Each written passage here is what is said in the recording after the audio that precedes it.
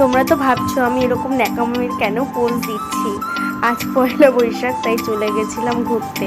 সবার প্রথমে গেছিলাম কোয়েল, মানে আমার একটা ফ্রেন্ড, ওকে নিতে ওর পার্লারে।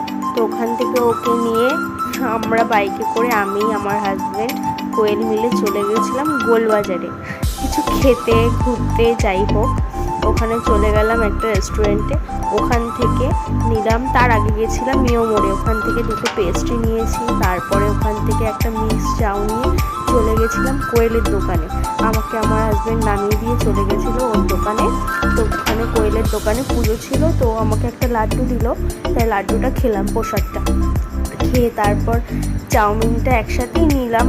আগাগোড়াই আমার বিয়ের আগের থেকেই দুজনে একসাথে এরকমভাবেই নিয়েই খাই। তো আজকেও সেটাই করলাম, একসাথে নিয়ে দুজনে খাচ্ছি।